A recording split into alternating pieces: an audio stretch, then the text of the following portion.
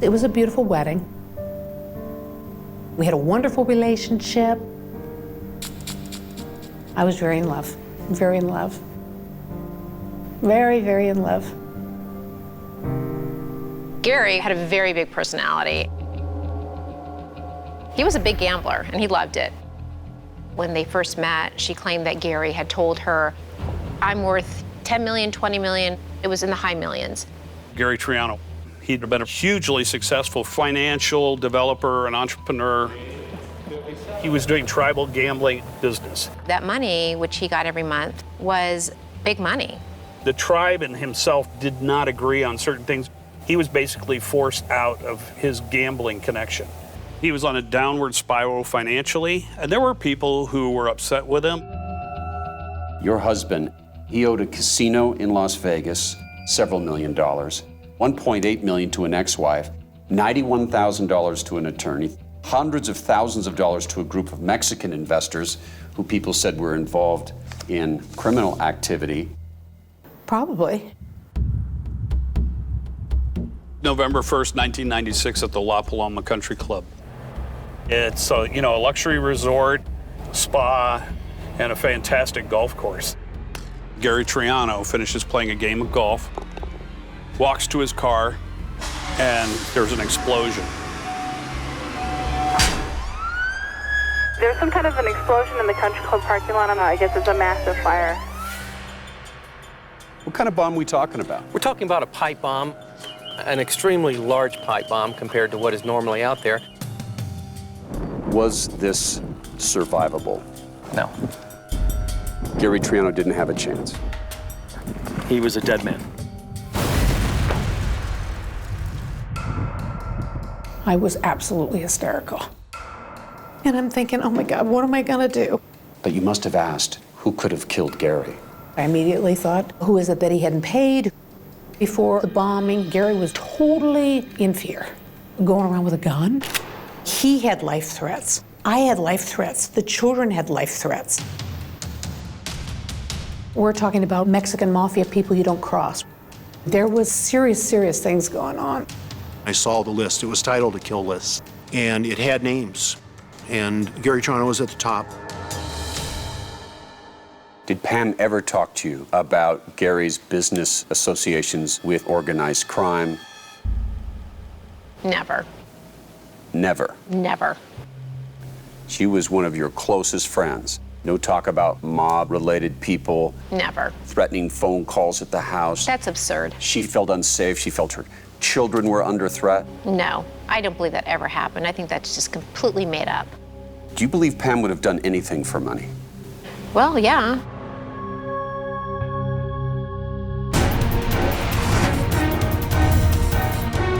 I'm Peter Van Sant. Tonight on 48 Hours, The Hit.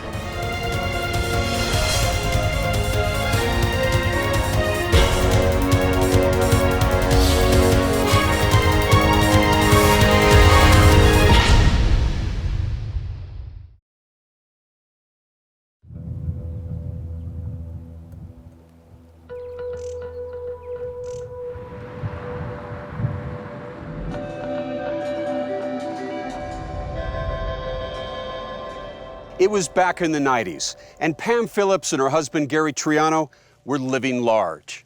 Here in the posh foothills of Tucson, they were rich.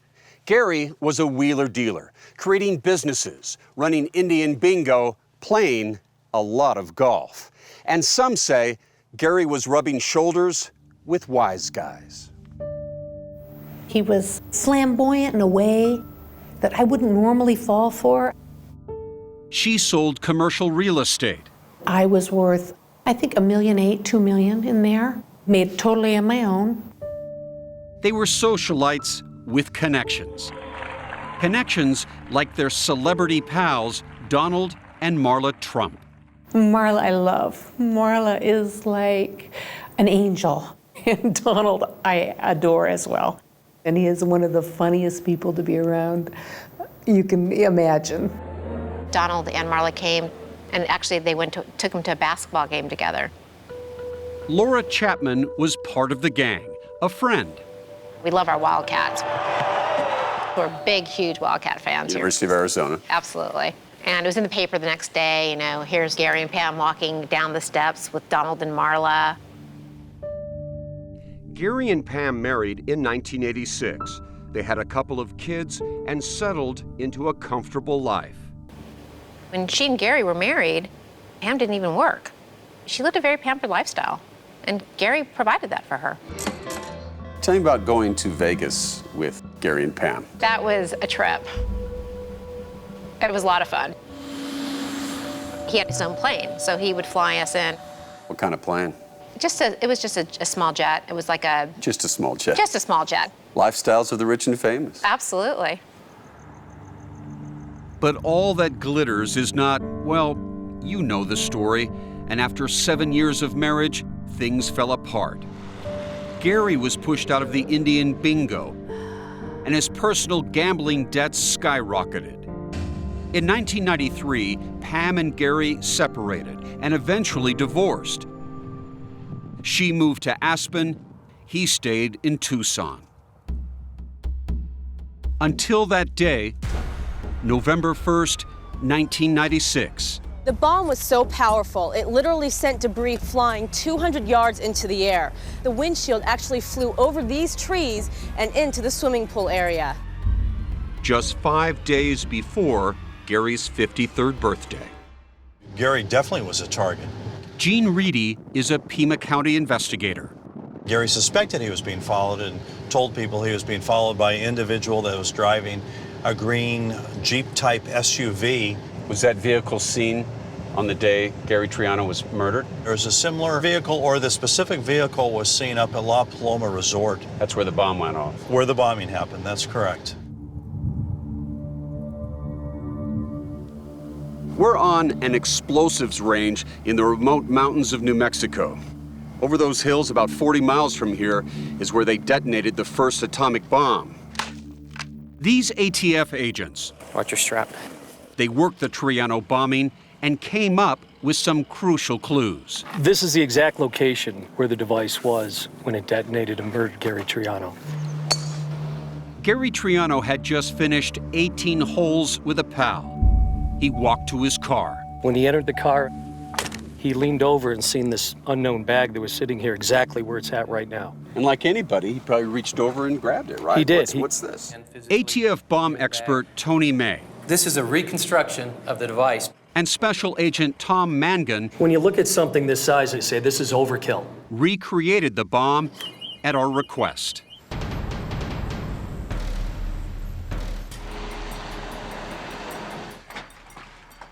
And I'll get into his car. Here we go. 5, 4, 3, 2, 1.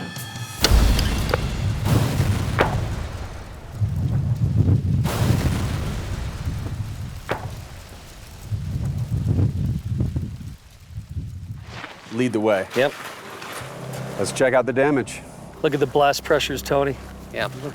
This is all pieces from this last blast, Correct. what we're looking at here. Correct. But for you guys, this is all evidence. This is all evidence, Yeah. but from here we have to sort out what is car parts and what is bomb parts. Right. You Tell know, me if you see anything from the bomb.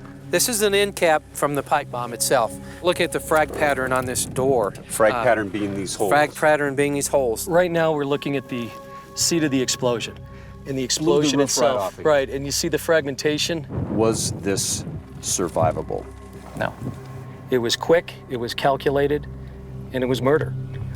This is an exterior door panel that's been blown off. There are people who look at this circumstance and say, this looks like a classic mob hit.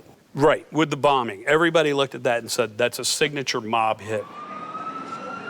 Detective James Gamber has been on the case from day one. I was 2 months into homicide. And you get one of the biggest cases in Tucson history. We continue to work it for 18 years. 18 years of your life. Yes.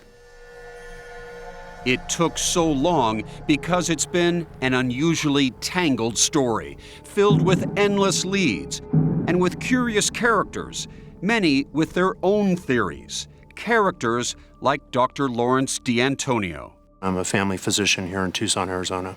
I've known Gary Triano since I was a little boy. He's also convinced mobsters killed Gary Triano because he says Gary owed them money and wouldn't pay. He's a very flamboyant man, and he's also very good looking, but he's rotten to the core. He was a con man. He was a thief, and he would rob or steal from anybody, including his own family, his own wife. That's the way he was. Dr. D'Antonio says Triano associated with known criminals, like the infamous mafia boss Joe Bonanno, who retired in Tucson. Gary Triano's first business was financed by Joseph Bonanno. Was Gary Triano living in a dangerous lifestyle? Oh, absolutely. Gary carried a gun all the time. And Dr. D'Antonio says he has even seen proof that Gary Triano was on a kill list. There were a lot of names on this list, and some names would come and go, but Gary Triano was always at the top. The minute the doctor heard about the bombing, he was sure who did it. I was absolutely sure that Gary Triano had just been murdered by Neil McNeese.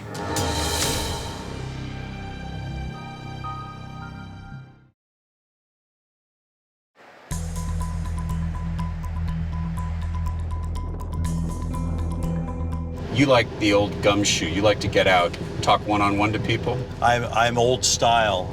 I blend in, I fit in, I try and make people comfortable. Investigator Gene Reedy was trying to help Pam Phillips finger the man who he believed killed her ex. I'll tell you what I think happened. I think Gary really burned someone really good, and somebody was really upset, and someone was going to kill him. He's got a pretty good idea of who that someone was. This man here is the man that orchestrated this. Like Dr. D'Antonio, Reedy thinks the killer is a man named Neil McNeese. When Neil McNeese was on drugs, he was a completely psychotic, insane guy. All I ever met in his world, his entourage, was drug dealers, drug addicts, strippers, prostitutes, and bad guys. He had a lot of bad guys that worked for him. McNeese was a rich kid. He'd inherited millions from his family's uranium mining fortune. He also owned a piece of an Indy race car team. But Dr. D'Antonio, who once was McNeese's personal physician, says his patient slipped into an even faster lane. He was heavily on drugs, and his drugs were cocaine and heroin. And that's when the trouble started. According to D'Antonio, the beef between McNeese and Gary Triano was over a huge diamond ring. A gorgeous diamond wedding ring. And this thing was magnificent. And Gary pitched it as a $250,000 ring. As the doc tells it, Triano needed cash. So he offered up his wife's $250,000 wedding ring to McNeese as collateral for a loan. But there was a problem. The diamond was a fake. And when McNeese realized he'd been scammed, all hell broke loose.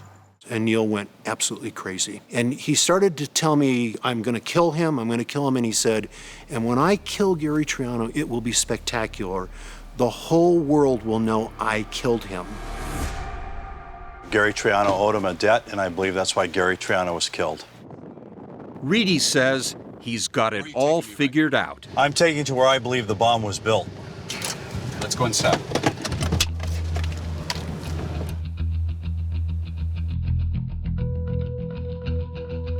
This place looks like a movie set. Thousands of parts, heavy machinery. He has everything here that could be used to build the bomb. We found at least 6 pieces of the puzzle within this drawer right here. We found the shotgun shells, we found bearings, the same type of powder that was used in the bomb. We found the Radio Shack receipts. Right there. That linked all this together. That linked all this together. Reedy says the man who built the bomb, right here in this shop, was a model airplane hobbyist named Jerry Capuano. This is his bomb builder. He built the bomb. Reedy's theory of the crime is this. The bad boy millionaire McNeese put together a whole hit team to go after Gary Triano. It was a bunch of lowlifes. This is his bodyguard who orchestrated and got the hit crew together with these 2 guys. And these 2 guys have a past criminal history. They're complete thugs. McNeese and his bodyguard also had a criminal history. They were convicted of extortion for threatening another man who owed McNeese money. This is where Gary came the day of his death. This is where Gary came to play golf. Reedy says he has found a witness who saw that hit team right here in the parking lot. Directly next to Gary Triano, when the bomb went off, there was an individual in a vehicle who was sitting there reading a magazine. Now, he was looking in his mirror, and he saw an individual back by the bushes. He also saw another individual straight ahead up on this knoll directly in front of us that we're pulling around to. And you believe that person was doing what? I believe those two people were involved in the bombing.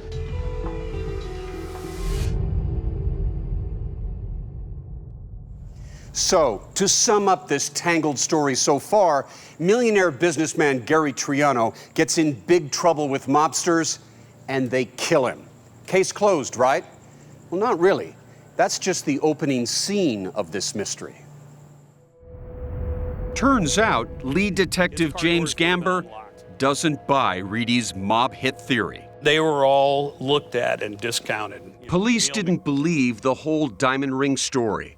They didn't buy the bomb factory or the hit team, and they didn't believe any of the other mob hit theories either. The Mexican group, the financial group, discounted, just a bad business deal. We went and talked to the casinos, and they said, yeah, we lose money all the time. We don't go out and kill people for the money.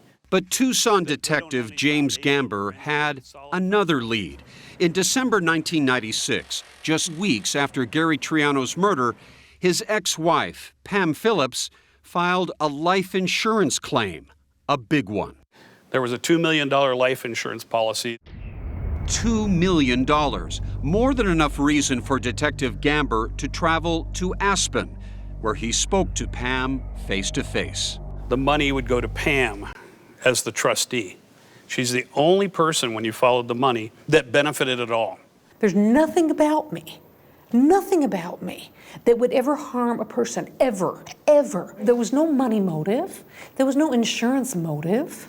Gamber questioned Pam. She told him she divorced Gary Triano, escaped from Tucson, and fled to Aspen, all because she was terrified. There was things happening with him that I couldn't understand.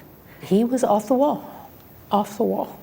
And you moved because? Because our lives were threatened. Our lives were threatened. Gary feared everything. Gary was totally in fear. Going around with a gun. But Pam's friend, Laura Chapman, has a different take.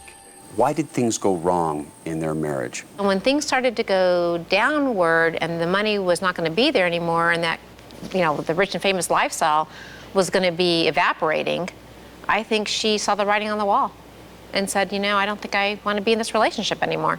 Pam tells this story with such conviction that she'd reached a point where she had to leave Gary because of the people he was dealing with, the threats to her family. Everyone was scared, and she had to move to Aspen to save her children. That's absolutely ridiculous. That is not why she moved to Aspen. Why'd she move to Aspen? She was looking for her next ATM, her next bank. She was looking for somebody to provide her that lifestyle again.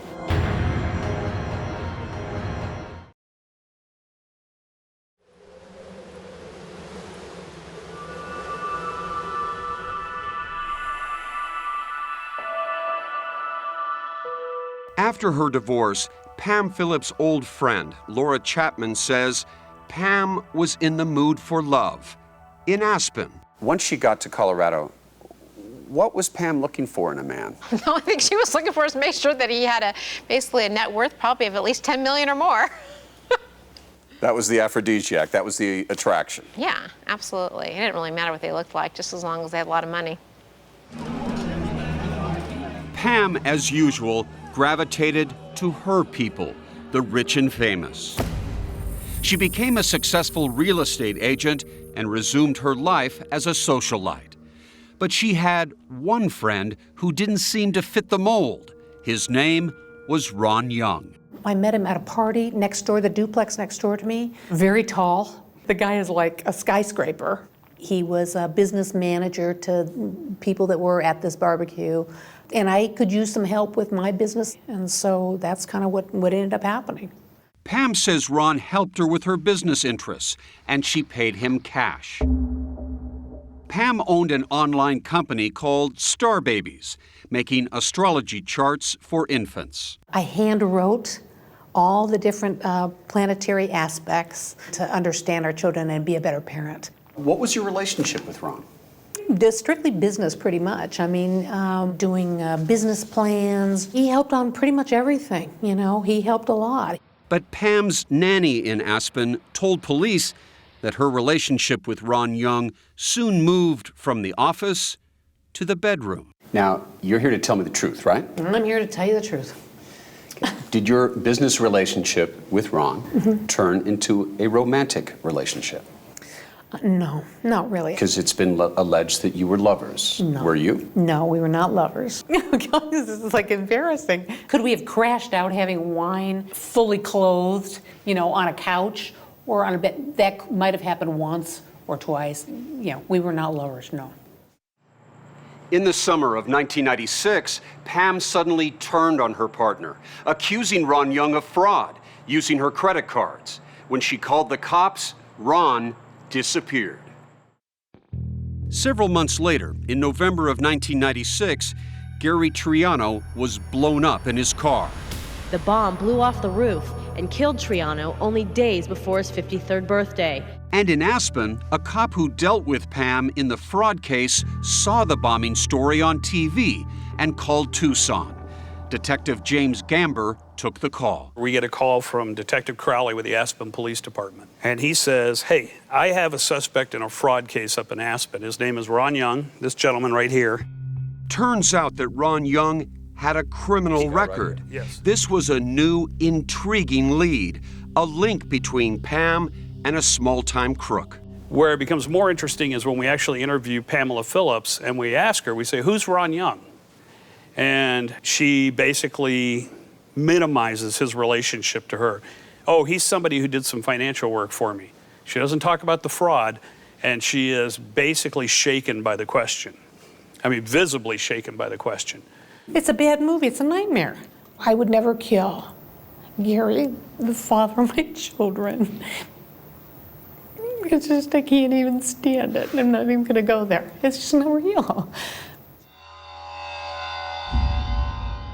Pam may have been shaken and detectives suspicious, but they didn't yet have a case. What's worse, Ron Young was nowhere to be found. For 9 years, the case languished. Another look at the frag pattern on this door. Then, in 2005, the case heated up. The bomb expert Tony May and agent Tom Mangan of the ATF were reviewing cold cases. They took another look at the murder of Gary Triano. Tell me what this bomb tells you about a potential suspect. Well, it tells me quite a bit, actually, from the size of the battery to the fact that a remote control system was used. This is somebody that was familiar with model boats, model airplanes. But they determined the bomb builder was an amateur. You have sloppy solder points. In this case, the solder points were globbed on. How was this 17-inch pipe bomb detonated? Okay, using a remote control firing system. He used by this at a hobby shop. Buy it in a hobby shop. And when he sees Mr. Triano get into the vehicle and get close proximity to the bomb, he initiates the device. And boom. And boom. Looking at the holes in the roof. The experts were now sure. Because of the sloppy workmanship, the bomb was probably not the work of a mob hitman. As far as the cops were concerned, that took the gangster theory of the crime off the table for good. Whose handwriting is this? As he studied the files, Tucson detective James Gamber became more and more convinced the key to the case would be the relationship between Pam Phillips and the vanished con man, Ron Young. Then, in 2005, a break. Ron Young was arrested in Florida on fraud and gun charges. When police searched his apartment, they discovered something amazing. Ron Young was an obsessive record keeper. Gamber learned that during the 1990s, Young had received significant cash payments from a woman in Colorado. Usually between $18,000 and $2,000. The woman sent hundreds of thousands of dollars. Her name, Pam Phillips. Why did she pay Ron Young $400,000? You tell me. Because she was paying him for the murder. The murder of Gary Triano. Of Gary Triano. Yes. This has nothing to do with me. My children have to know this has nothing to do with me. I had nothing to do with the death of their father. Absolutely nothing. Absolutely nothing. But investigators have said you had 2 million reasons. What? $2 million in life insurance money. I didn't even know that I had that. Well, she needed money and she wanted to get Gary out of her life. So she reaches out to Ron Young, and basically, if you look at all the evidence collectively, says, if Gary dies, I get $2 million. If you kill him, I'll give you $400,000. And for you, that's the motive of this crime. Correct. Ron Young didn't just keep extensive financial records, he also recorded dozens of hours of telephone conversations. Listen to this. About enough to live on for about a year. Well, how could you, That's Ron Young talking to Pam. if I ever found out that you compromised me for your benefit, it'd be really unfortunate for you because there's just plenty of stuff that I could literally dig out of the ground and you're a fried duck.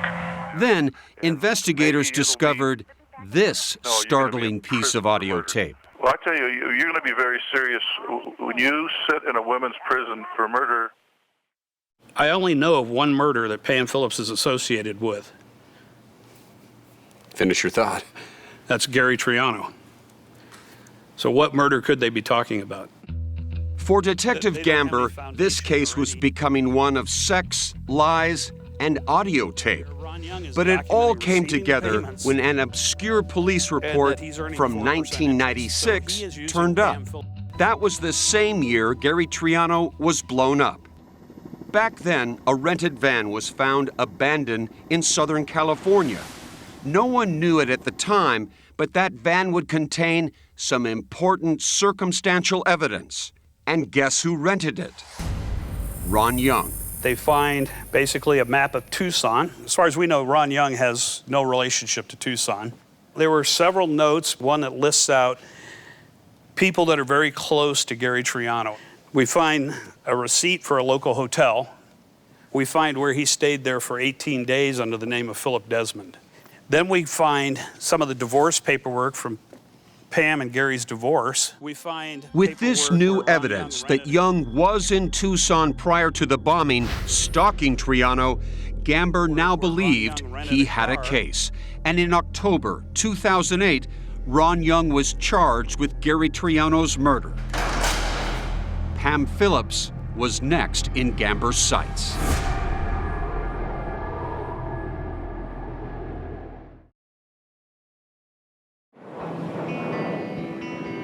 By 2008, Pam Phillips had moved to Europe, Switzerland mostly, to be with her daughter who was a student there. Then there was a revelation. It all came flooding back to me. It was like, oh my gosh, she really did do it. Laura Chapman, Pam's old pal from Tucson, came forward to tell police a story she says she was too frightened to tell for 15 years. Were you scared? Yeah, I was scared. Laura says that back in 1993, shortly after the Trianos separated, Pam said Gary was acting crazy one night, threatening her and waving a gun. She called me and she called another woman to come over to their home, and she said, you know, I should just hire someone and have him taken out. And, you know, then I can collect on the insurance policy. And for cops, Laura's story was the last piece of the puzzle. In October 2008, Pam Phillips and Ron Young were indicted on the same day for conspiracy and murder. It would take a year before Pam was tracked down in Europe, now in Austria, and arrested. It would be another year before she was extradited to the U.S. in 2010. So we agree on 1.27. As all this was happening, Pam's partner, Ron Young, stood trial. There's no gunpowder in here. He denied everything and never implicated Pam. But in the end, those records and audio tapes did him in. We, the jury, find the defendant, Ronald Kelly Young, guilty of the offense of first-degree murder. And then, back in Arizona, in Division 27 of the Superior Court, it was Pam Phillips's turn. This is your arraignment, those are your charges. But then, a major delay. Pam's lawyers claimed she was mentally unfit to stand trial. Pam, is it true that you once believed that you had some sort of computer chip or brain implants put in that was controlling your thoughts and actions? Let's just put it this way. I was a mess. I was a mess. I was a mess. Finally, on February 19, 2014, this time we're going to be hearing opening statements from the attorneys. 17 years after Gary Triano's murder, Tucson's trial of the century began. It is time to hold Pamela Phillips responsible for her crimes. It is time to find Pamela Phillips guilty. The prosecution case was straightforward. Pam was portrayed as a financially desperate woman, willing to kill her husband for that $2 million life insurance policy. The only person who stood to gain any benefit from Gary Triano's death was Pamela Phillips. The prosecution's star witness was Laura Chapman, I remember saying who told that damning story of Pam wanting to hire someone to take out her husband. Is Pam looking at you while you are testifying? I don't know, Peter, because I never, ever looked at her. Pam was outraged by Laura's story. That she should just hire a hitman, have him taken out. No. No. Those words would not come out of my mouth ever. Ever. Ever. And there's one more thing Pam wants people to know about Laura Chapman, that she had a medical condition that affected her memory. Poor girl, she had a brain tumor. Something happened to her medically. That is so ridiculous. First of all, I didn't have a brain tumor when she told me this. That happened many years later. It'll be 9 years this month. And it does not affect my memory one bit. My memory is perfect. The leads that they dropped. Pam's defense was simple. Someone else did it. Who killed Gary Triano? Neil McNeese, I believe. Pam's attorney, Paul Eckerstrom, says the angry millionaire had the motive and the ability. He says that makes a lot more sense than the notion that Ron Young built the bomb. Ron Young couldn't even fix a flashlight or screw in a light bulb, far as I can tell. We found out who did this, and we've got strong evidence of who did this, and it wasn't Pam, and it wasn't Ronald Young. It was people that were involved with organized crime. But the tapes recorded by Ron Young himself haunted the defense. Well, I tell you, you're going to be very serious when you sit in a women's prison for murder.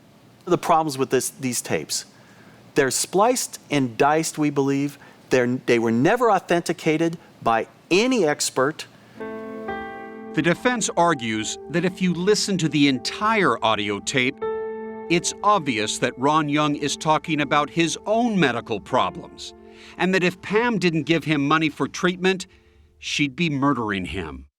I'm the one who's dying. I have a need. You have my principal. I want a little bit of it so I can proceed. Eckerstrom says the true story behind most of the tapes was extortion. Ron Young was just trying to get money out of Pam. What he had on Pam was the fact that she had a reputation in Aspen to protect. It was a small town. She was a real estate agent. She needed her reputation. According to the defense, Pam was afraid that Ron would spread the news that she was being investigated in the death of her ex-husband.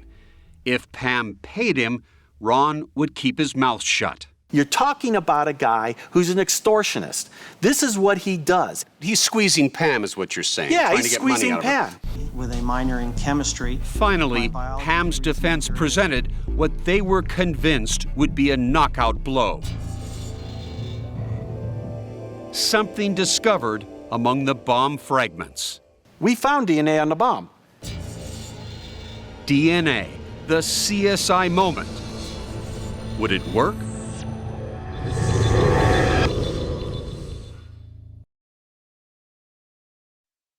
Five, 4, 3, 2, 1. In the end, the bomb which killed Gary Triano came back to center stage. I thought once we had this, we won the case. The defense claimed they discovered dramatic new DNA evidence. This is one of the places we found it embedded in the wood. We excluded Ronald Young as the bomb maker. And if Ron Young didn't do it, then Pam is innocent. So this is a CSI moment as far as you're concerned, right? Yeah. And, you know, we don't have to prove beyond a reasonable doubt that Pam's innocent. All we need to do is create a reasonable doubt. After 8 weeks of trial, You have to tell the state, don't charge somebody with scant innuendo and insinuation.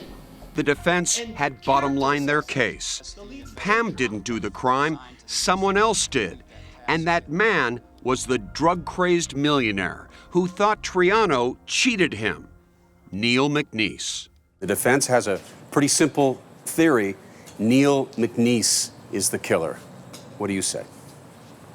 That they don't have any foundation or any solid factual basis to make that allegation.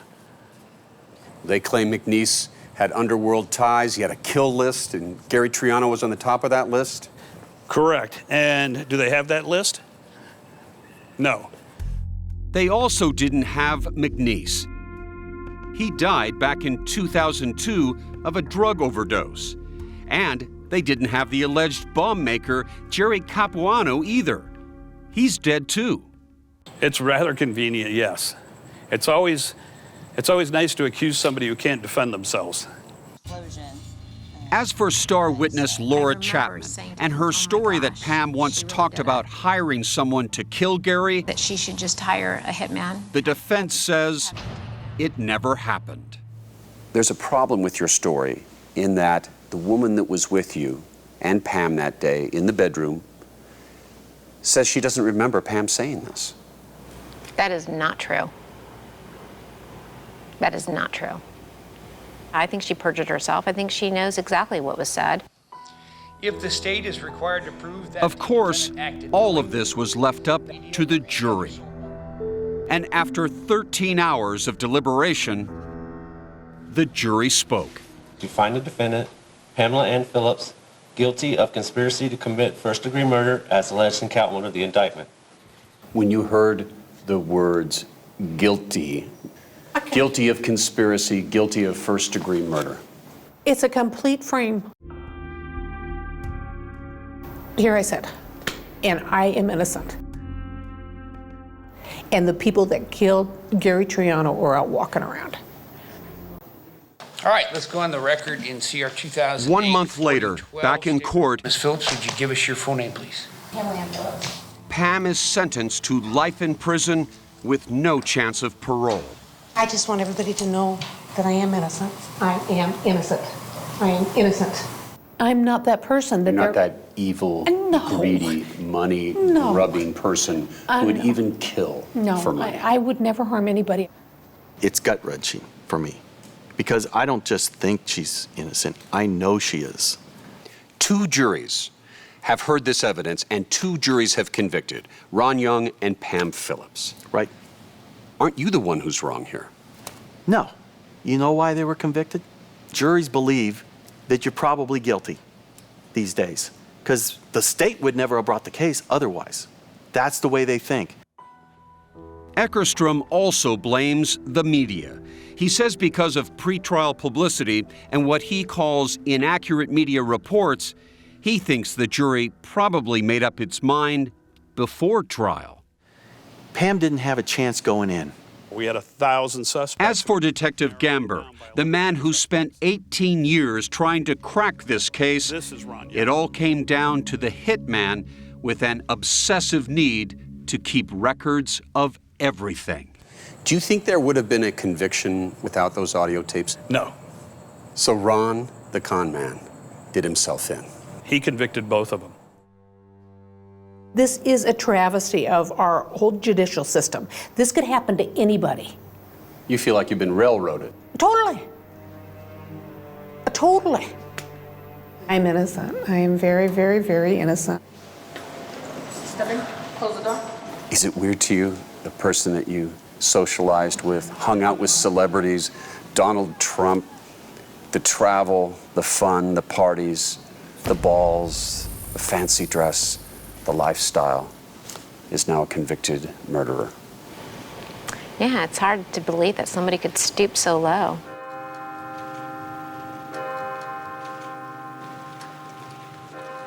In the end, Pam Phillips will sit alone in a cell. Her grown children didn't even come to her trial.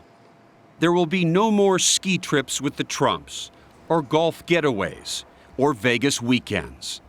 There is just the prospect of life in prison, alone with her belief that the system is rigged and that she is the innocent victim.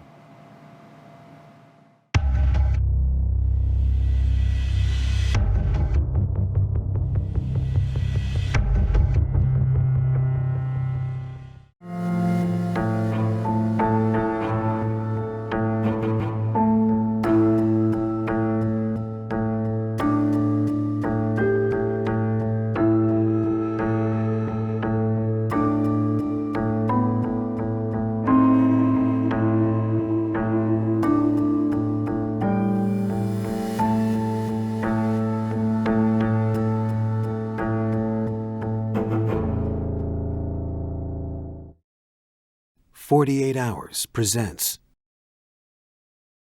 This is Officer the Houston Police Department, Major Offenders Division, Career Criminal Squad.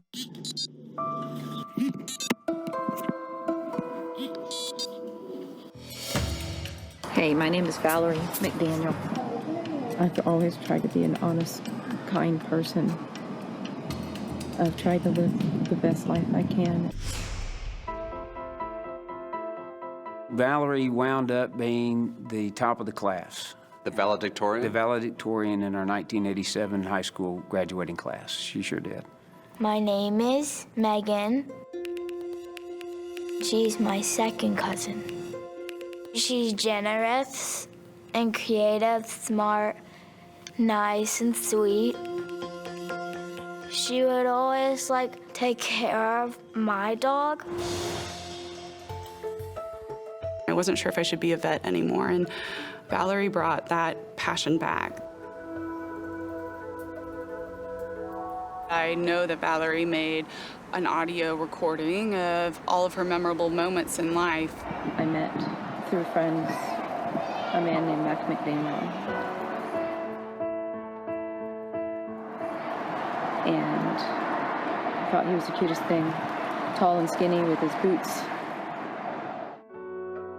Valerie and Mac lived a lavish lifestyle. A high-end life, you know, a life of luxury, a life of beauty. Great cars. Valerie had a Mercedes. Her daughter went to a great school. They worked a lot. That was a big thing. They'd both be working and... But did they seem happy together? Yeah, it seemed great.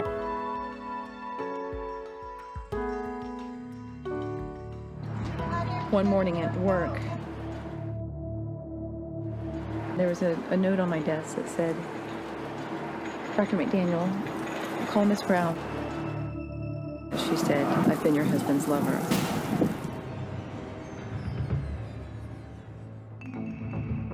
It tore her up. Divorce is never an easy thing. She met Leon. A medical doctor. He actually went to the same school I did. A little bit of ER, but then also like cardio and transplant. I looked at him and smiled, and he smiled back, and just a beautiful person. Her face, her smile, she had this outwardly exuberance of energy that I really can't describe. She fell for Leon. She was madly in love with him. We were planning on getting married.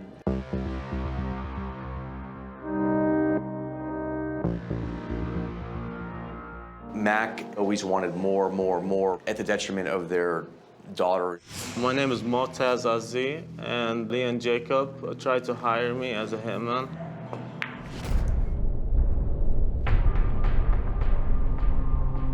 In the car, did he give you $2,500? Yeah, he paid the $2,500. In cash? Yes, in cash, right. And what did you see on his face? Excitement.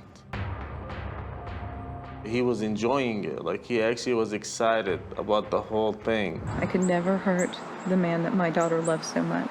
The male subject, he's gone. He's done. All right. This has been a long, drawn-out story that's led to an unbelievable conclusion.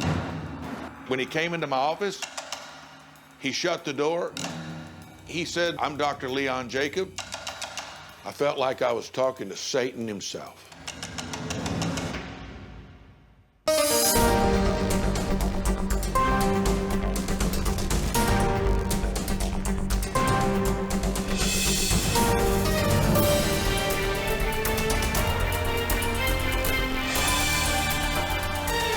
"48 Hours, Operation Murder," reported by Peter Van Sant.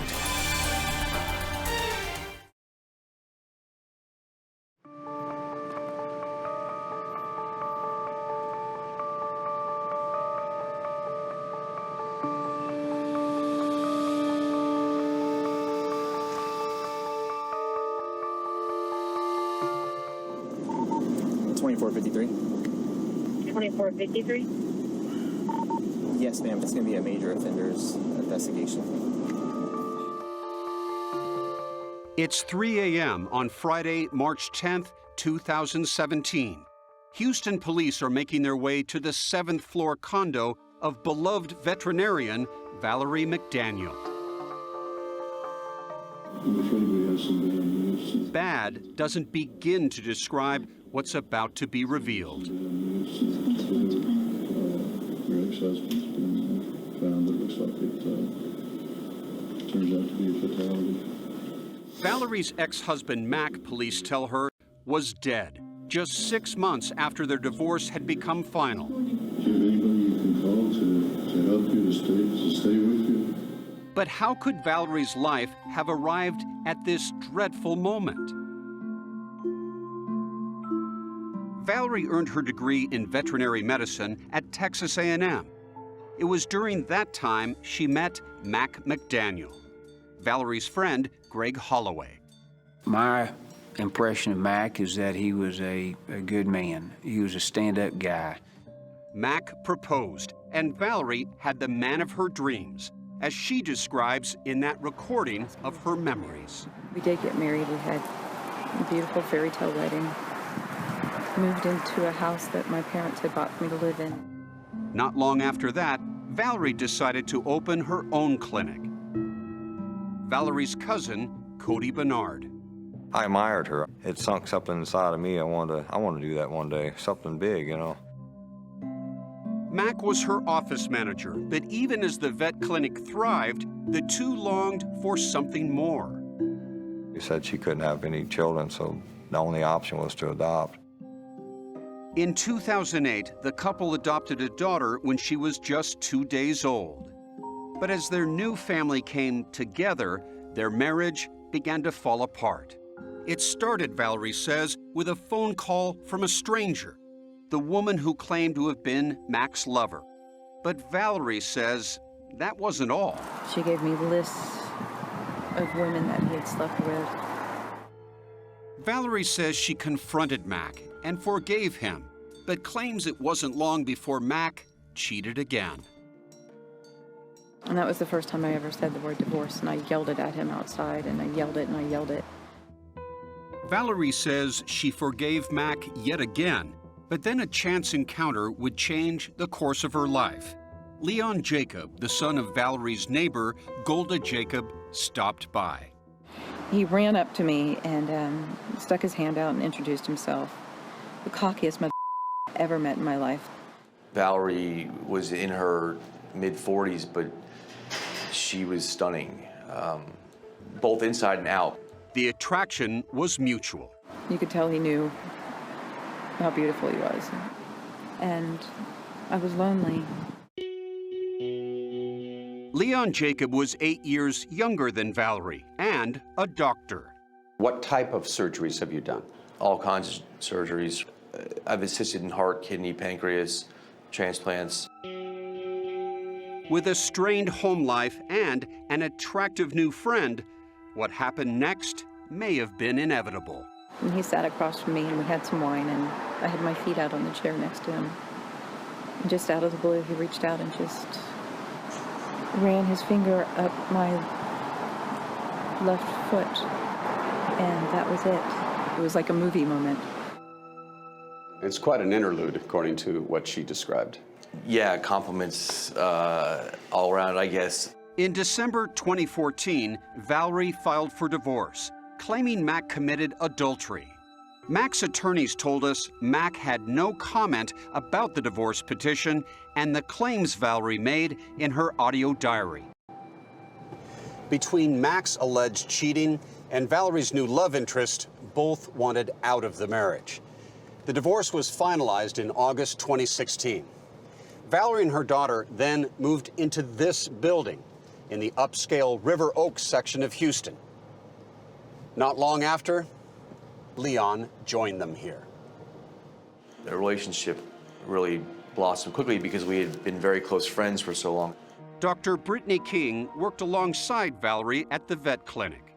They seemed very much in love, holding hands and loving towards each other. But there was one old problem in Valerie and Leon's new relationship, and his name was Mac. There were multiple times in the clinic where she would just be in tears. Was everything okay? And it was something surrounding her ex-husband. Mac had found out that Leon was staying with me. There'd be arguments or stuff with the child, visitation. But Leon had his own issues with past loves, one involving extreme mental cruelty and another, assault and stalking charges. Leon Jacob is a predator. He's scary. Samantha Connect is a Harris County Assistant District Attorney. He wants what he wants, and he'll stop at nothing to get it. Could there be more to Valerie's new love than she can imagine? He has no problem using women. In fact, I think he enjoys it.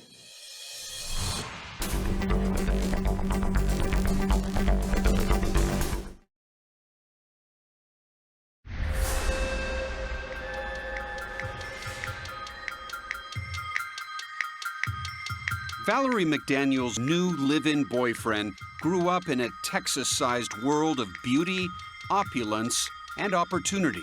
I always wanted to be a doctor my whole life, ever since I was about 3 or 4. As he pursued his degrees, Leon met and married his college sweetheart. They had 2 boys. We had a happy, loving family. I got 2 great kids, 2 boys. They're the most important things to me in my life. A good family, and now with an MD after his name, Leon was well on his way. But Leon's picture-perfect life disguised a troubled relationship. After 12 years of marriage, his wife filed for divorce, citing extreme mental cruelty. And 1 year later, Leon was arrested for stalking his now ex. Leon has to be in control. When his ex-wife went to end their relationship, he wasn't going to have it, and he wasn't going to go down without a fight. Leon, isn't it true that you've had brushes with the law involving stalking, cyber stalking, intimidation, physical harassment, assault? Aren't all those true? I pled guilty to a attempted cyber harassment charge that was stemming from an acrimonious divorce that I went through with my previous wife. Leon admits that he called often, but he claims it was simply to speak with his boys. I tried desperately to contact my kids over and over and over again, and I'm not going to apologize for that. Leon finally moved on to a new residency and was living in Pittsburgh, where he met this woman, 33-year-old Megan Veracas. I met Megan in a hotel in Pittsburgh. She was the assistant general manager there. The new couple moved to Houston. There were lavish vacations, family get-togethers, and yet another residency, Leon's 7th. He's a failed doctor. He's been kicked out of every residency program he's ever been a part of. And what's the problem? What was the basis of these dismissals? Do you know? The belief that he was the smartest guy in the room, inability to get along with people, inability to get along with patients. And in fact, one of the records that we found said that they believed that he was a danger to patients and that he would be a liability for them to keep around. 3 years into their relationship, Megan Veracas thought Leon was a threat to her too. Megan kicked Leon out of their apartment, later accusing him of assaulting her. She wanted me to move all my stuff out. She came there and was very hostile. The police were called. There was no violence of any kind. And a day later, she claimed that I had hit her.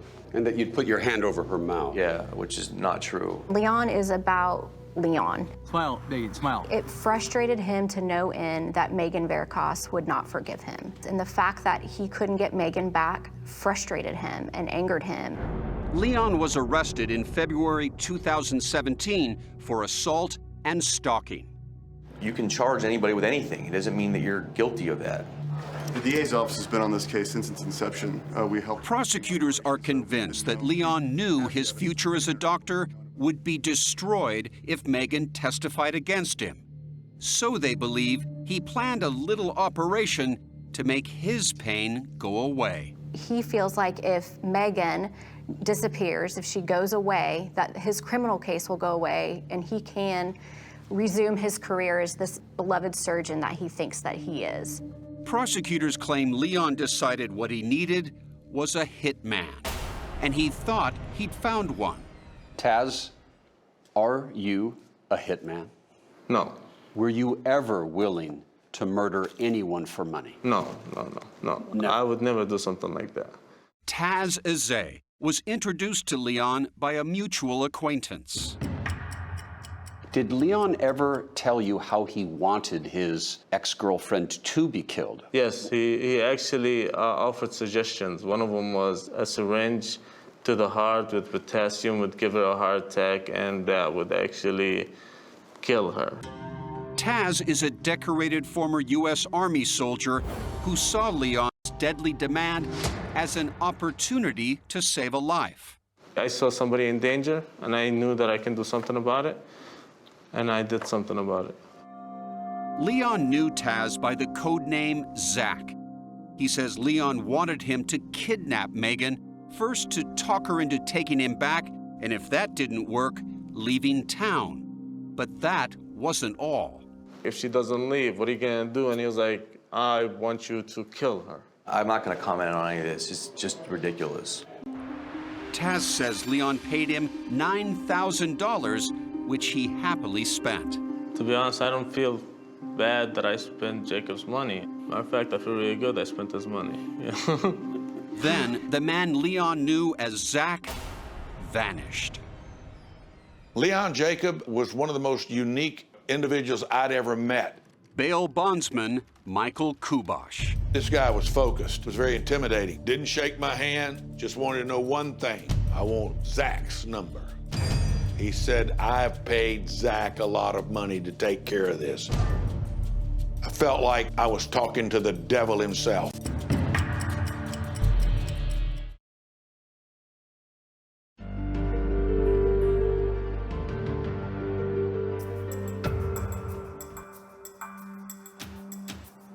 Tucked away on a side street in Houston is perhaps the most colorful bail bondsman in all of Texas. Having hung out a bit with you, you are the Elvis of bail bondsmen. You have substance. His name is Michael Kubosh. These are people that we're looking for, fugitives. and he understands the criminal mind. I deal with the nicest, the kindest, and the meanest people on the face of the earth. I've bonded out judges, prostitutes, preachers, missionaries. He's also a larger-than-life member of the Houston City Council, who helped save lives during Hurricane Harvey. I can see you've been really working hard. I know all the major law enforcement people in the whole county. Leon had stormed into Kubash's office. He said, I've paid Zach a lot of money to take care of this. I said, take care of what? He said, I want her out of the picture. And she can't be testifying against me. Out of the picture? Out of the picture. I believe that he meant ill toward this woman. And that's why I called the chief. The chief of? The chief of police in Houston, Texas. A search for the mysterious Zach was triggered, and investigators quickly learned his real name, Taz Azay, a name that Kubash did recognize as a former military man who is facing a misdemeanor theft charge for stealing from his roommate. He was on bond with me. He was still free. It took Houston police about a week to find Taz, and that's when things got really interesting. To me, Taz seemed genuinely concerned for Megan. This man is an undercover officer with the Houston Police Department who goes by the name Detective Javier. He didn't want to see her hurt. So Taz agreed to participate in a sting operation to help catch Leon Jacob in the act of soliciting a murder. Hello? Hey, what's up, man? How you doing, buddy? Taz told Leon that he felt he had grown too close to him and Valerie and thought it best to hire another hitman. And he knew just the right guy. Can you meet me tomorrow? Yeah, I'll clear my schedule, no problem. The next day, Taz would introduce Leon to his new hitman, undercover detective Javier. But before Taz could hang up, Leon dropped a bomb. We're taking care of both problems. What, both problems? Both of the individuals that we're talking about. Okay. Valerie McDaniel, Leon's new girlfriend, the mild-mannered veterinarian who friends had described as an angel, wanted her ex-husband murdered. Valerie wants to talk to you about what she wants to do with her ex-husband. Okay, that's good. All right, just bring her with you tomorrow. The next day, Leon and Valerie met with Taz and Detective Javier at this Olive Garden to discuss the fate of both their exes over lunch. The entire operation was recorded. The meeting lasted nearly 2 hours and began with Leon's target, Megan. I don't want you to hurt her, but I want her to go. He told me that he wanted me to run her off the road and threaten her, but then he would say to me, if she does not understand that, then you do what you have to do. Those options don't work. I don't give a then we gotta do what we gotta do. There was no doubt in my mind that Leon wanted Megan killed. The subject then turned to Valerie's target, her ex-husband, Mac. Say if something would happen to him, would it be like a car wreck or? It could be a car wreck. It could be a robbery gone wrong. She was under the belief that I was going to carjack him and I was going to put a bullet in his head, which is exactly what I told her I was going to do. But you need to give me the go-ahead. You want to do that? He's going to take my daughter. The next day, March 9th, 2017, Detective Javier called Leon to say he had good news that he insisted on delivering in person. How are you, my friend? He went to their home where he informed them Mac was dead. Neither wanted to see this photo, which seemed to show Mac with a gunshot to the head. When Valerie got the news that her husband was dead, was she emotional about it? Did she say, oh my God, I never wanted to go this far. She did not show that. What they didn't know is that Mac was alive and well.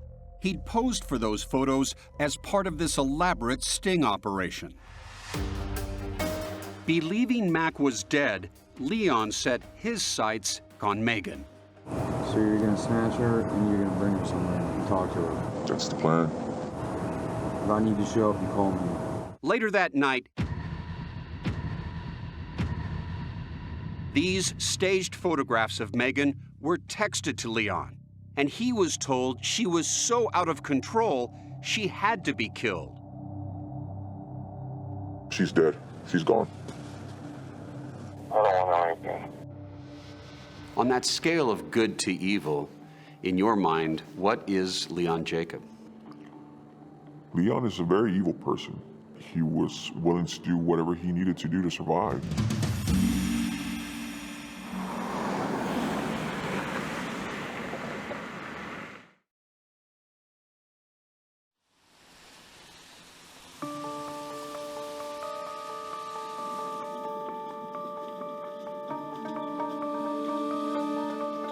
It was probably around 2 or 3 in the morning.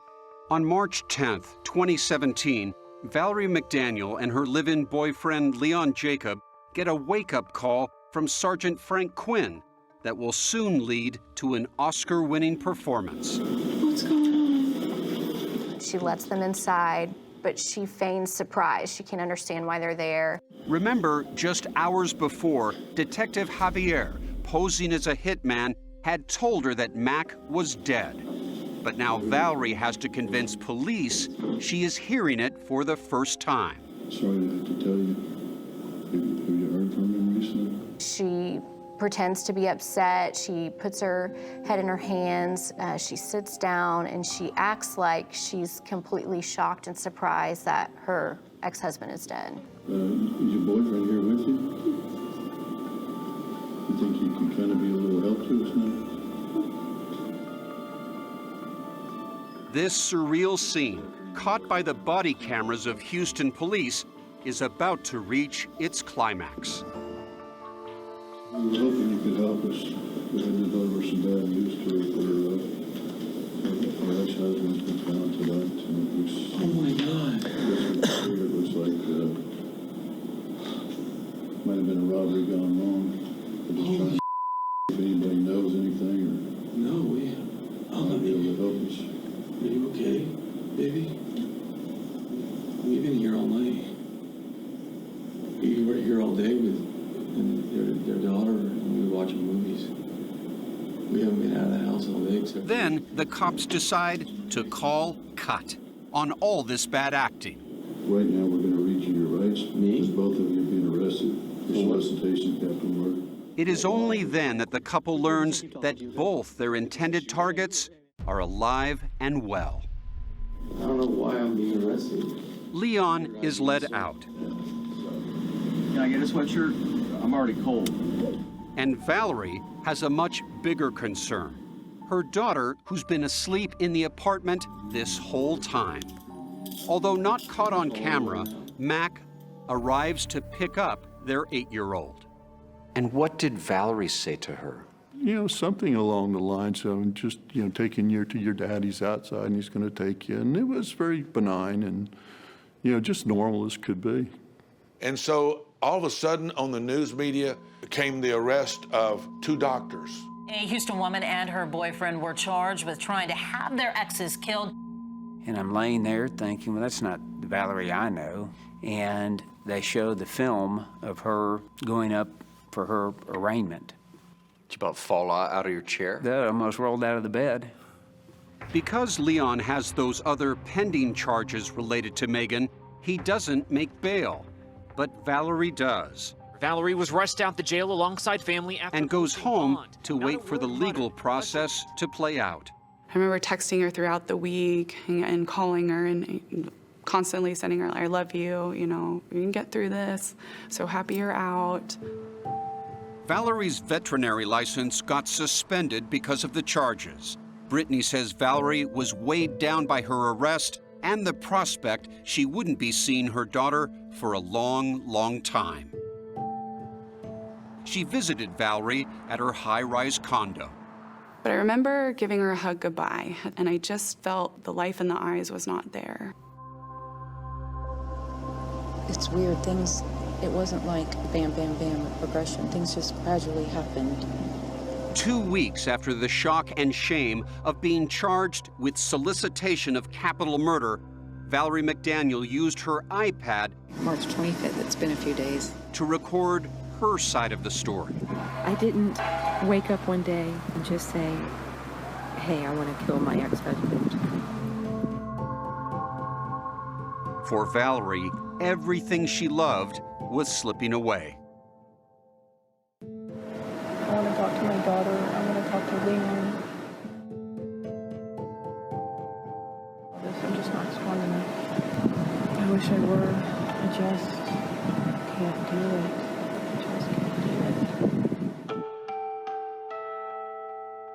2 days after her final recording, on March 27, 2017, Valerie, who once seemed unstoppable, did the unthinkable. She climbed over this very railing and jumped 7 stories to her death. She wanted me to be home with her, and we were going to get through this. And it was devastating and shocking. I think that she was in a very vulnerable position when she met Leon Jacob. But I think he influenced her and brainwashed her. I'm innocent. And as a human being and as a physician, that thought of killing somebody else just goes against everything in my nature. It really depends on what they find. Leon has hired one of the top defense attorneys in Texas, George Parnham, who says Valerie McDaniel was the one calling all the shots. I'm sorry for her demise, but I believe that Valerie is and was responsible for this entire scenario. That she was the driver. She was the financier of all of this. That is my understanding. The question now, what will a jury think? On March 20th, 2018, a week before the first anniversary of Valerie's suicide, This is the state of Texas versus Leon Philip Jacob. Leon alone stands trial on 2 counts of solicitation of capital murder. One of the things you'll learn about Leon Jacob is he has to be in control. Mac was going to die, and Megan was going to die. Cameron Callaghan is Samantha Connect's co-prosecutor. He says Leon's motive was clear. There was 2 obstacles to the defendant's new life with Valerie McDaniel. It was Mac, and it was Megan. Mac could keep Valerie away from him by making Valerie choose between the defendant and her daughter, and Megan could make him end up in prison. George Parnham's co-counsel, Matthew Pospisil, claims that it was the undercover officer whose identity we're protecting by calling Detective Javier who pushed Valerie and Leon to make a deadly choice. If it was not for Officer trying to make this into a television story and force his own narrative, Leon would not be forced here today to tell his story. All right, thank you all. Please be seated. Let's continue. Testimony begins with some of the early stops on this long road to justice, starting with Megan. He didn't want her to testify against him, and he had paid somebody a lot of money to make sure that she wouldn't be here to testify against him. He actually wanted me to make her disappear. Basically, he wanted her gone like that. Call your next witness, please. Before the trial concludes, 2 potential victims will rise from the dead to take the stand. Could you please introduce yourself to the members of our jury? And the jury will hear from Leon, who says he's only guilty of being a Casanova. I have no problem sitting here and saying that I slept with Valerie 7 days after Megan and I broke up. But I'm not on trial for being a womanizer. I'm on trial for solicitation of capital murder. So you can assassinate my character all you want up here. It doesn't make me guilty of what you've charged me with.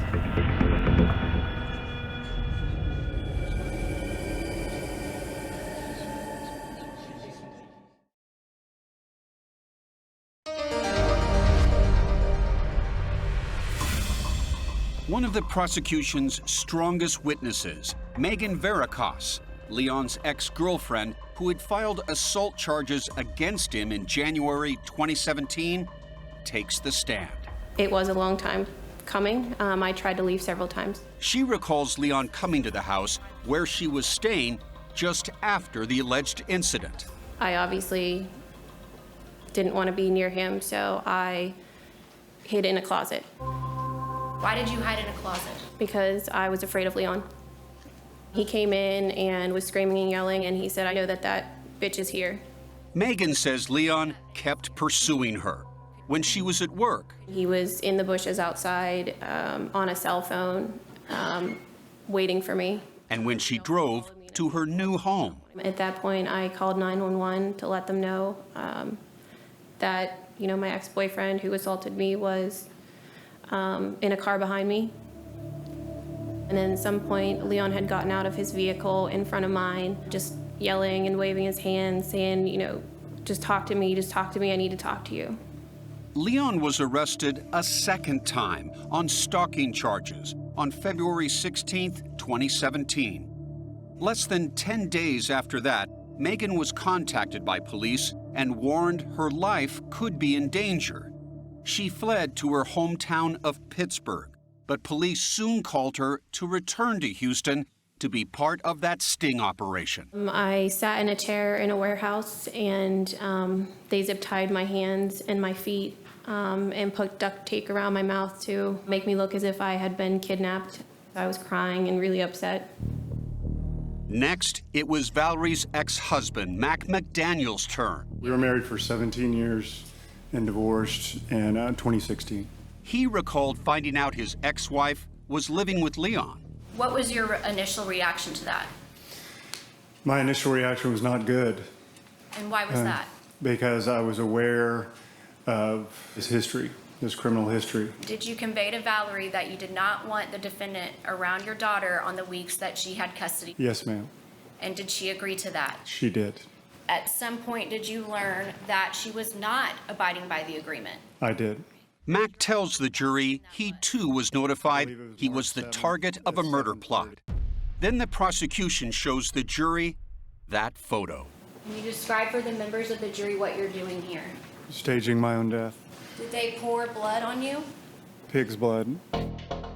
3 days into the 5-day long trial, it's the defense's turn. They call their star witness. I never asked anybody to kill anybody. Does the word kill, hurt, harm in any way, shape, or form appear in any of those recorded conversations? Not on my behalf, except for to exclude them from things I want done. I never asked to have anybody hurt, killed, harmed, kidnapped. Or I never asked for anybody to be in any way physically hurt. But the prosecution says that's not true. She's dead. She's gone. I don't want to know anything. And they claim those undercover tapes back that up. Did you not want anybody hurt when you said, inject her with potassium chloride, stop her heart, untraceable? I said that was something you could do. I didn't say that for him to do that. Did you recall telling the undercover officer, if those options don't work, I don't give a then you got to do what you got to do because my survival is more important? Yes. Leon's own words come back to haunt him regarding Mac as well. After the undercover officer proposed a fatal carjacking, It could be a robbery gone wrong. Leon offered $10,000 in 4 weekly installments. So you're agreeing to give him $2,500 just after he tells you, I'm going to put a bullet in his head and throw him on the street. If that's what you say. Well, that's in the recording. It's not what I say. It's what Javier and you said, right? I guess. Leon and the defense team tried to make their point that the undercover officer was pressuring them into making deadly decisions. I kept on telling them I didn't want anybody hurt, and they kept on going back to the theme of killing people. I felt a lot of pressure from them to sort of commit to this idea of killing people, and that was never my intent. Were you asking them just to threaten people? Essentially, yes. Did you actually want any harm to come to anybody? No. But the prosecution points out that when Leon thought Megan was tied up and refusing to cooperate, he did nothing to stop the lethal final step. You'd agree with me that you never said, no, I don't want you to do anything. Stop this. You didn't say anything like that, did you? No. The jury gets the case. Has the jury reached unanimous verdict? And takes just an hour and 15 minutes before returning to the courtroom. Will the jury find the defendant Leon Philip Jacob guilty of solicitation of capital murder as charged in the indictment? Leon is found guilty on both counts of conspiring to have Megan and Mac killed. The trial moves to the sentencing phase. The same jury that found Leon guilty will decide his punishment. New testimony begins. I have no sense of trust. Just constantly afraid that something else is going to happen. The only thing that might impact Leon's sentence more than the words of his ex-girlfriend may end up being the words of his ex-wife. The state calls Annie Morrison. Annie Morrison has flown in from Chicago to testify. Yes, there was a time that we got into a fight and he pulled a knife on me. There was one time he pushed my head down onto the counter and bruised my face near my eye.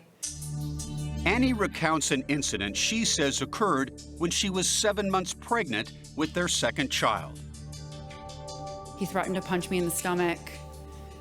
He kicked my legs. I remember bringing my legs up as far as I could toward my chest to try to protect my stomach. He threatened that if I ever left, that he would kill me.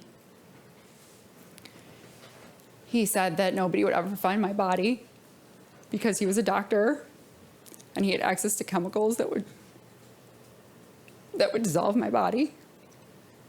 Annie did leave, moving to her parents' home in Chicago. That's when Leon started threatening her parents. Thank you, Judge. May I publish State's Exhibit number 81 to the jury? As the jury heard in this recording Annie made of a phone call with Leon.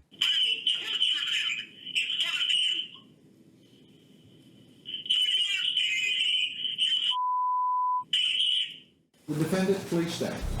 The jury took just 1 hour to decide Leon Jacobs' sentence. Life in prison on each count. Solicitation of capital murder for Megan Veracruz and Mac McDaniel. Victim impact statement, please. In Texas, the victim impact statements come after the sentence. Megan takes the stand one last time. You will never see your children grow up. You will not be a part of their lives, and they will be better for it. You destroyed me financially and took away my sense of security, but you can do that no more. While you sit in jail, I hope you think of me, the girl that you called poor and uneducated, because it's because of me you will be in prison for life.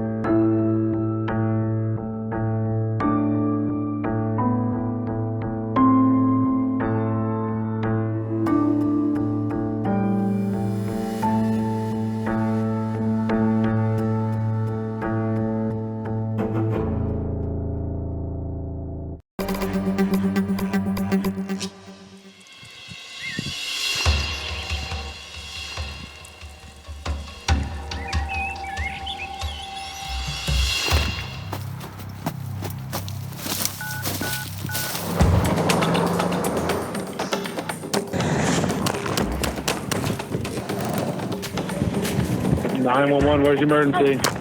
He calls 911 and he's yelling into the phone, help me, he shot me.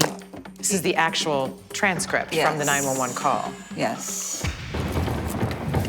So he's running through the vineyard. He is running through the vineyard and the shooter is in the truck coming after him, shooting out the window. This is crazy. Crazy. Who are these guys?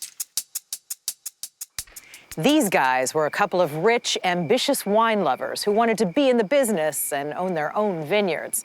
Look, I have pictures. Here's Emad Tophilis. He's a smart guy from Silicon Valley who loved Hollywood. He even financed a movie. And here's the other guy, Robert Dahl, an operator who people said could make money grow on trees. In this case, vines. Take one, A-Mark. My name is Jonathan Kesselman. I'm a filmmaker. Jimmy Vasco, there's a terrorist! I was directing a film, and Emad was the principal investor in the film. Emad made his money in Silicon Valley and then was looking for other things to invest in? Yeah, I think, he made a good living, wanted to invest his money into things he was more passionate about, movies, wine.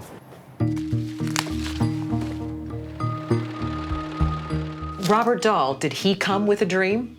Oh, definitely. He really did have the vision of having some form of a winery. Robert made me feel like we'd been friends forever.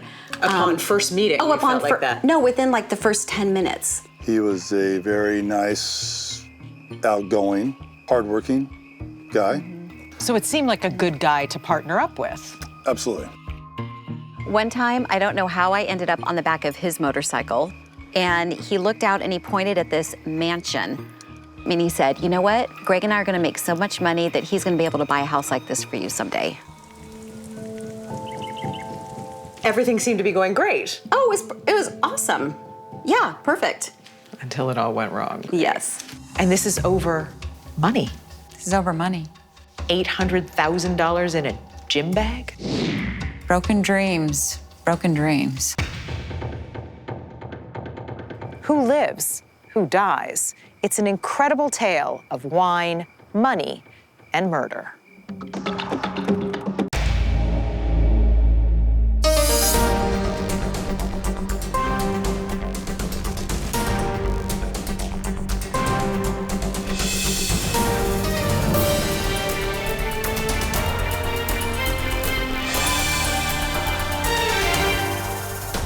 "48 Hours, Grapes of Wrath."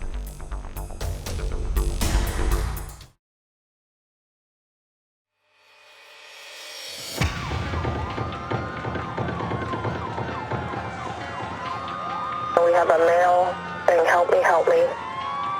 He advised the subject saying that he has been shot again twice now.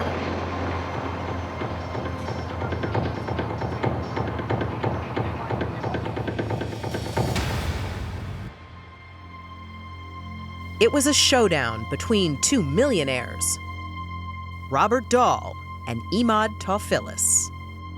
Wild tales of a shocking murder in the Napa Valley. A bitter money dispute ends in an execution-style shooting. This all started at Dahl Vineyards on Solano Avenue. The victim was...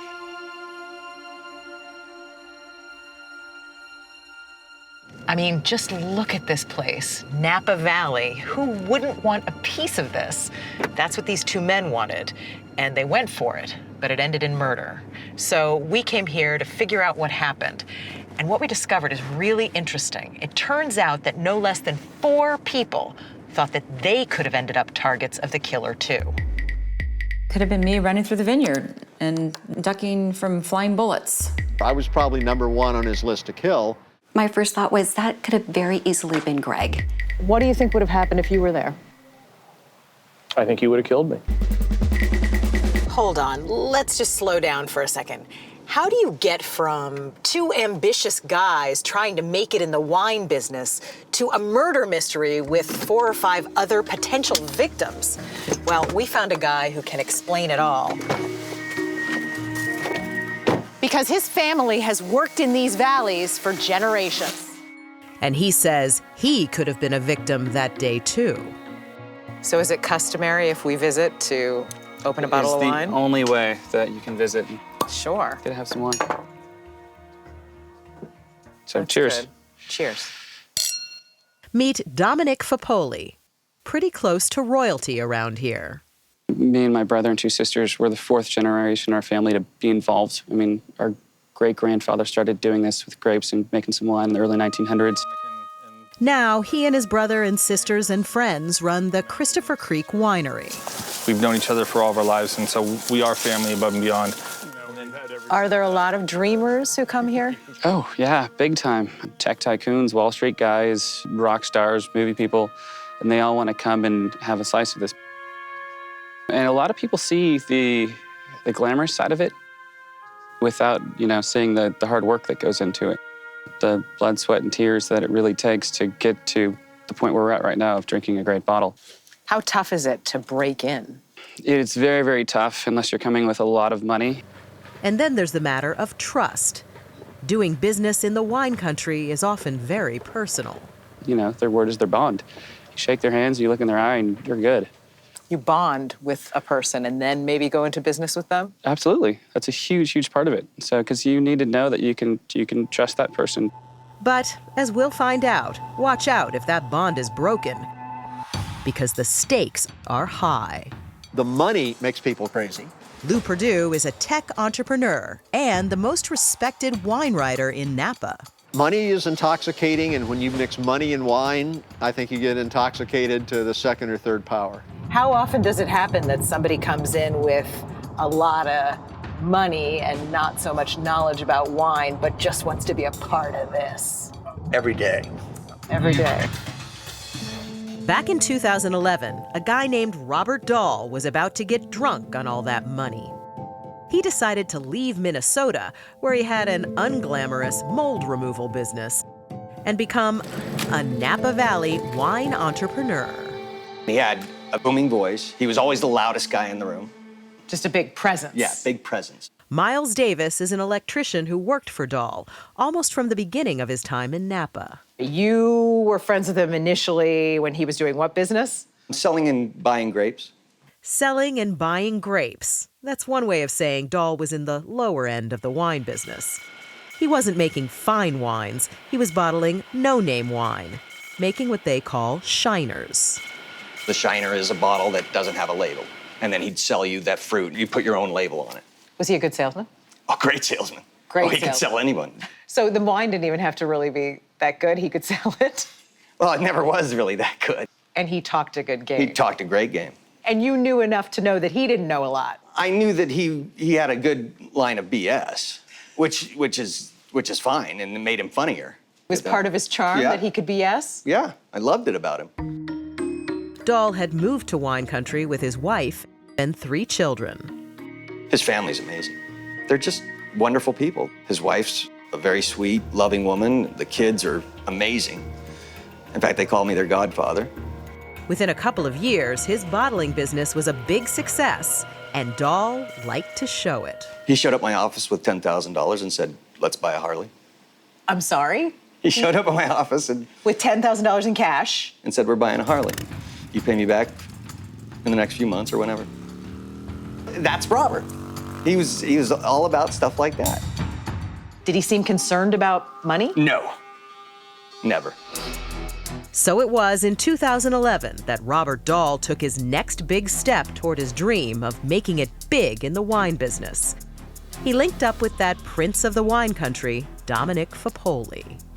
I had met some people from Asia who were looking into getting into importing California wine. Fapoli was young.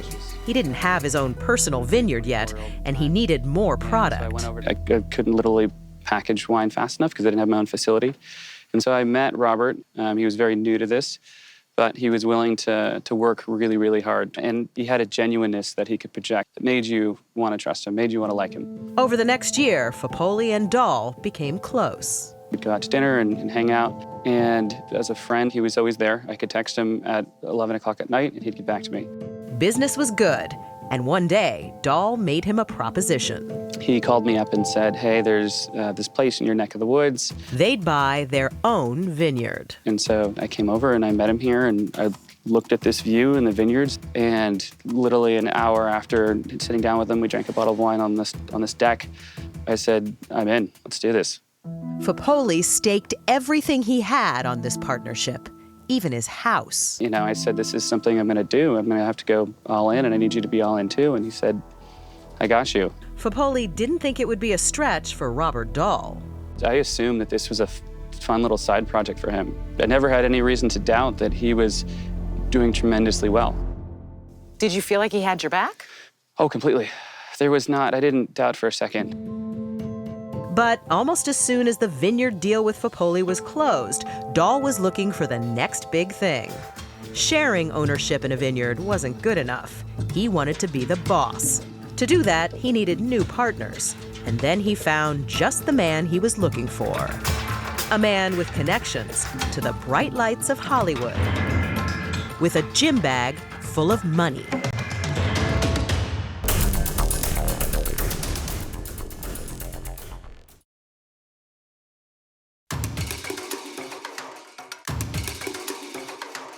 I directed a film called Jimmy Vested, American Hero. It was a comedy. It's a comedy starring a comic named Maz Jobrani. I'm Jimmy Westwood, like Clint Eastwood, but Westwood. Very funny film. Hello, Mr. Carr. Director and screenwriter Jonathan Kesselman was shooting the film's wedding scene when one of the extras struck up a conversation. While we're sort of in between setups, we started talking. He said, hi, I'm Imad, I'm the investor in the film. And just a really nice guy, we chatted. Imad Tawfilis was a young businessman from Silicon Valley. What kind of actor was he? He was a better humanitarian than an actor. He was a good extra. He was very good. He hit his marks. Imad was principal investor in the film. He put up about $200,000, and Kesselman became friendly with him. He was like a business person in tech, and I think he was excited to be not a corporate guy anymore. He had sort of made a lot of money, and he was tired of it and wanted to sort of explore other things in his life, things that he had passion for. One of those passions was film. The other was wine. Imad invited his new film director friend and his wife to the fancy home he owned near the wine country. It was just, I love wine, you guys like wine, let's go wine tasting. He actually gave us his bedroom. His bedroom was very flashy, like his bathroom he had redone, like there was a television inside the mirror of the bathroom, and he was very excited about his bathroom. But wine was more than a passion for Imad, it was a driving ambition. In 2011, Imad Tawfilis got to know Robert Dahl, and they talked about the dream they shared of making it big in the wine business. But this story isn't just about wine, it's about cash. Close to $1 million in cash. Now, if you're wondering what that looks like, well, so were we. So we got some Hollywood prop money, which looks a lot and feels a lot like the real thing. And this is how Robert Dahl did his next deal. $800,000 in cash in a gym bag. The money came from that movie investor, Imad Tawfilis. In 2013, according to Imad, Robert told him that returns on his investment would be big, and if he invested cash, they'd get better deals. Imad was jumping into business with Robert Dahl with both feet. It sounds like the perfect match. Robert, who supposedly knows about wine but doesn't have the money, and then Imad, who doesn't know a lot about wine but has the cash. Exactly. Remember, Dahl had already started a vineyard business with Dominic Fopoli, but that wasn't enough for him. Shortly after Dahl's partnership with Fopoli began, it ended. There'd been problems. Now Dahl wanted his own thing. He wanted his name on the bottle. Imad was going to make that happen. His investment, which now totaled $1.2 million, would help launch Dahl Vineyards. Imad was finally a player, and Dahl was center stage. Welcome to Dahl Vineyards in lovely Yountville, California. He's a salesman. It's a show. Did people seem like they were having a good time? Oh, yeah, always. He pours good wine, and he pours it well, and generously. And generously, and it was a nice product. He did a nice job on that winery. And the business prospered, so much that Dahl was soon able to repay Imad part of his investment. And that's the thing. Everything that Robert Dahl touched seemed to be turning out golden. And it was happening so fast Now, armed with Imad Tawfilis's money, Dahl was on his way to being everything he wanted to be, the big man in Napa. Did he exude confidence? He exuded confidence. Oh my gosh, like nobody I've ever met before in my life. That same year, Dahl started up another brand new business with that Napa couple, Francine and Greg Knittel. This is just an abstract vineyard scene. They'd been pursuing their passions in Napa for years. Francine did her art. So Napa clearly inspires you. Yes, definitely. And Greg's construction business. This is one of our custom remodels. Oh, this is beautiful. Built some of the area's nicest homes and tasting rooms. Oh, look at the ceiling. It's like the Sistine Chapel. Some of this stuff I feel like we can't show on television, but... Life was good. Every time we come home, we just say to each other, look at where we live. We're so blessed. And there was no hesitation when the new guy, Robert Dahl, came into their lives. He was very outgoing, charismatic, hardworking. Very hardworking. So it seemed like a good guy to partner up with. Absolutely. Oh, yeah. Dahl and the Knittels started a craft beer brewery, a business that created fancy, handmade beers. Greg was a handy partner for Dahl. His construction company built the brewery. What did he promise you? Well, that we were going to have a reputable business that we would be able to hand off to our kids. And he pointed at this mansion that's right off the Silverado Trail. And he looked back at me and he said, you know what? Greg and I are going to make so much money that he's going to be able to buy a house like this for you someday. The business was off to a good start. They added a brew pub. I mean, we had the best beer ever. Our restaurant was booming. The brewery was like within like 3 or 4 months. Like it was incredible. It was incredible. Francine and Greg even became close friends with Dahl and his wife, Janelle. We did everything together for a year, and it was like it was going really well, like really, really well.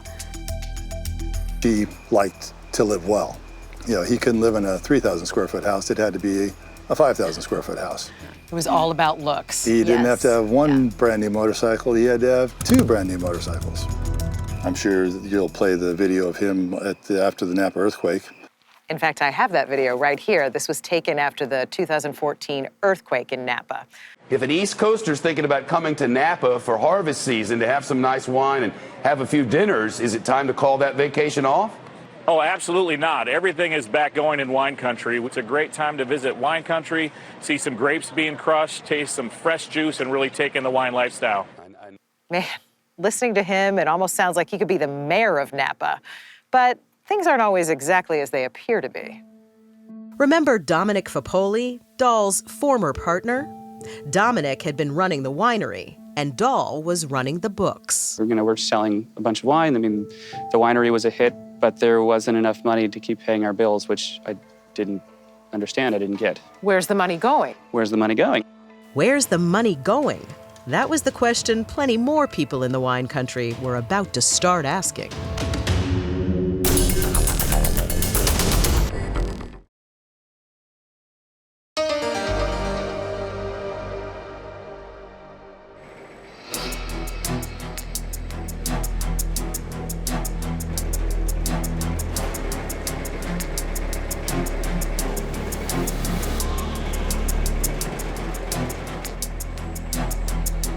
By 2014, the new Dahl Vineyards seemed to be taking off.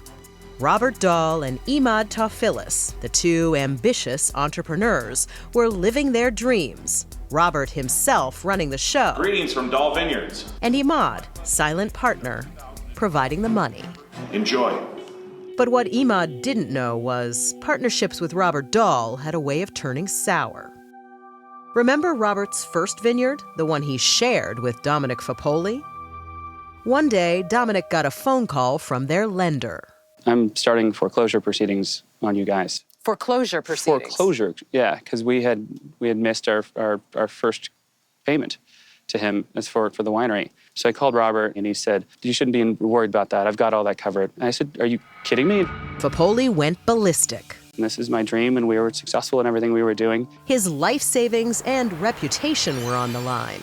He had to get rid of Dahl. So my family and my partners, my brother and my best friends, and came around and said, we'll do whatever we need to do and let's get this guy out.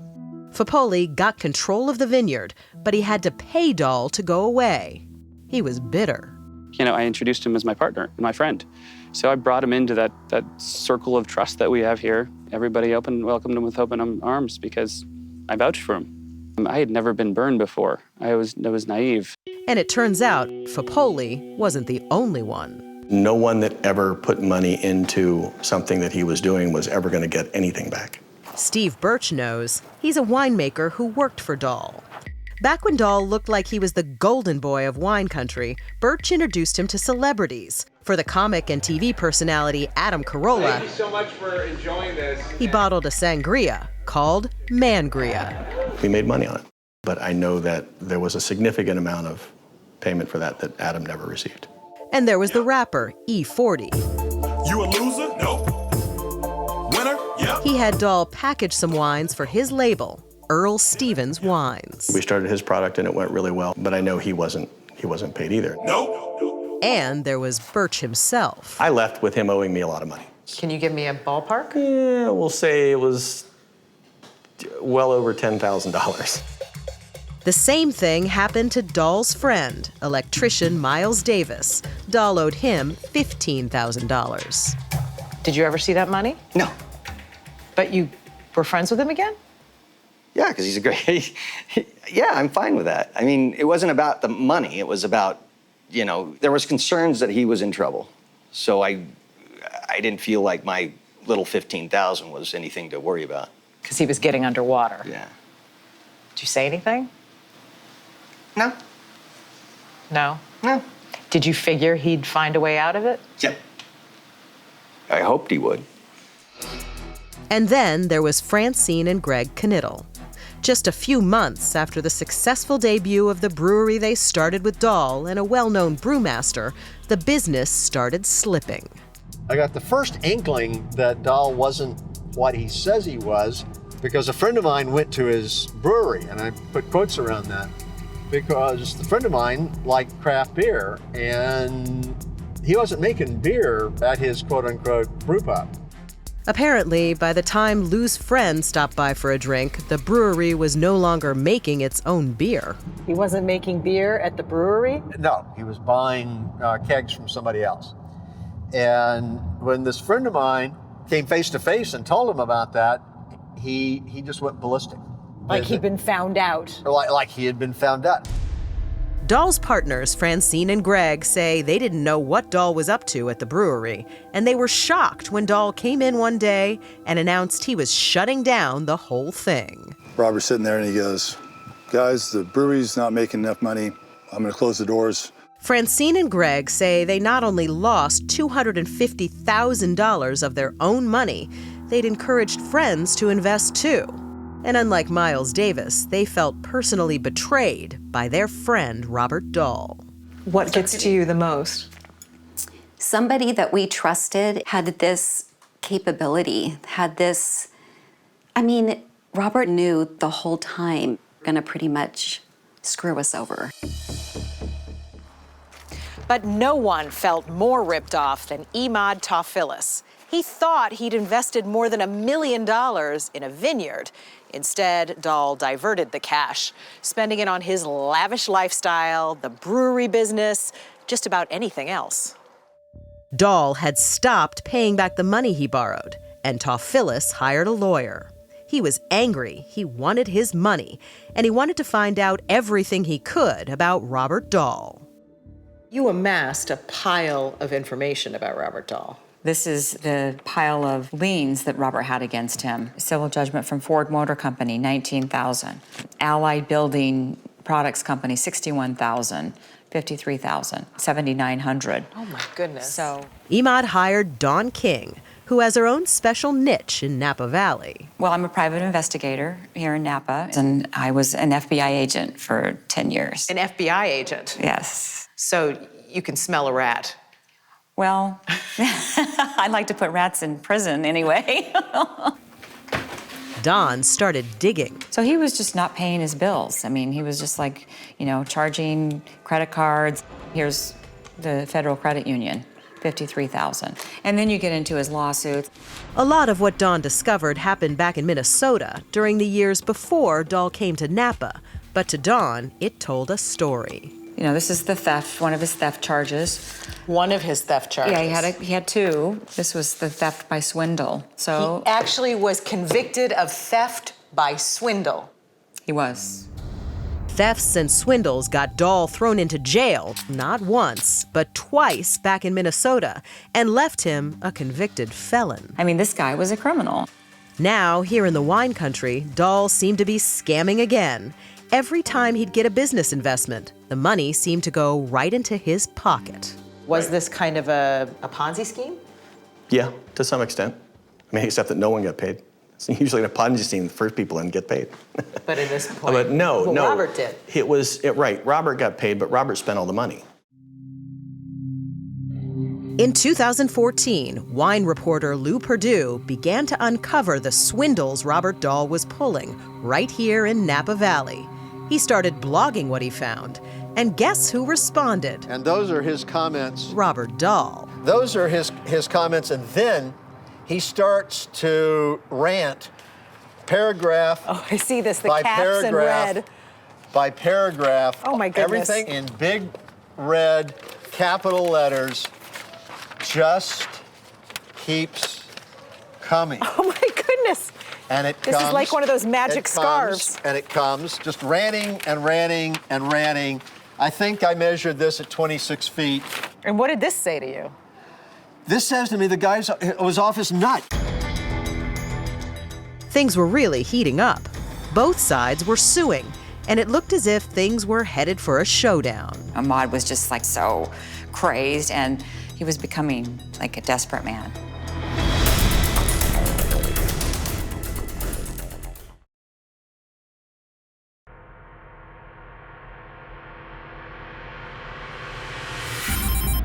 Oh my gosh. I mean, I used to get 10, 15, 20 phone calls a day. Ahmad Tawfilis was angry, very angry. He wanted his whole investment back, but it wasn't looking good. How desperate was Ahmad? He was a desperate man. On a scale from 1 to 10, he was about a 9. He was not going to let someone like Robert Dahl take advantage of him and bully him into being submissive. Attorney David Weisblood. Ahmad came to me saying, I have this problem. So I looked at it and said, yeah, you have a problem. So we devised a strategy. That strategy was to hammer Robert Dahl in court and force him to pay up. So the strategy was file a lawsuit in Napa to basically get control of the collateral and to prevent stuff from disappearing.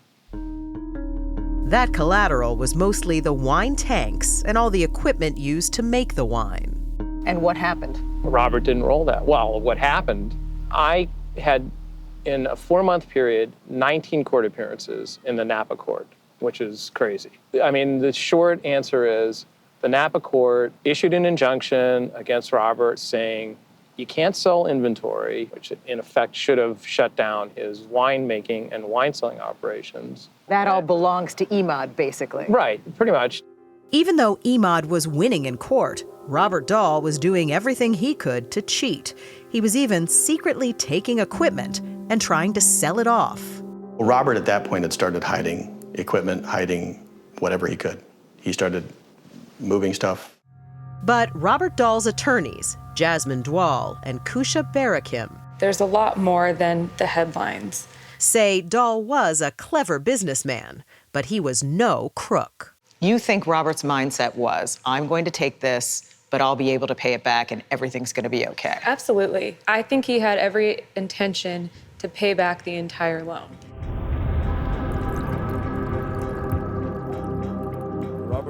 Dahl's lawyers believed Dahl was a stand-up guy, that classic all-American risk-taking entrepreneur who puts it all on the line and at the last minute comes out a hero. The business was growing.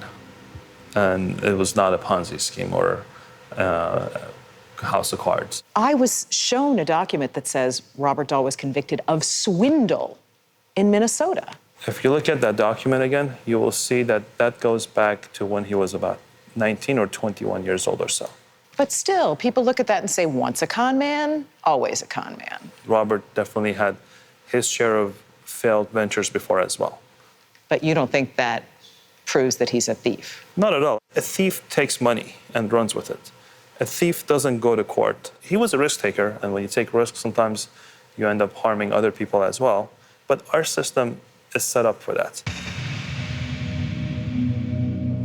In the wine business, Dahl's lawyers say, sometimes you win, sometimes you lose. And they insist Imad Tawfilis was the real villain in this business deal. You think this was a scam for Imad? Absolutely. How would one come up with that much cash, and why? It's still a mystery where all that cash came from. But Dahl's lawyers say Imad was so angry, he was determined to destroy Robert Dahl's business. His barrels of wines were taken. His cars were taken. His brewing systems were taken. He was in an impossible place. With no business to operate, Dahl couldn't earn any money to pay off the debts he owed to Imad and others. And then, surprisingly, there was a breakthrough. It looked as if Imad might get more of his money back. The lawyers had come to a deal, and Imad and Robert were going to get together to hammer out the details. Robert wanted to meet here at his vineyard. I went to my office Monday morning, and I got a phone call from Imad. David, I've decided to go to the winery. On that morning, I was on the phone, and Imad's attorney was on the phone. Imad and Robert were there in person. Their attorneys joined them on a conference call. There was a definite agreement on what was going to be paid to Imad. It was just so eerily calm. It was eerily calm. It was eerily calm. But then Robert Dahl rocked the boat. And he said, well, I don't give an S what the lawyers negotiated. This is my offer. What seemed to be a nearly done deal suddenly started unraveling. Which was several $100,000 less than what was agreed to. The lawyers felt it was a breakdown that Imad and Robert should deal with themselves. They were both business savvy, and this was something that they both could have easily handled. So both lawyers got off the phone. Both expected to hear right back from their clients. 20 minutes go by. We had no idea what was going on. I don't hear from Imad. I was expecting a call. Then I got an email saying there was a shooting. I got a call from Mr. Weisblatt. He said, Kusha, tell me this didn't really happen. You thought Imad lost it? I thought Imad lost it. We both thought that.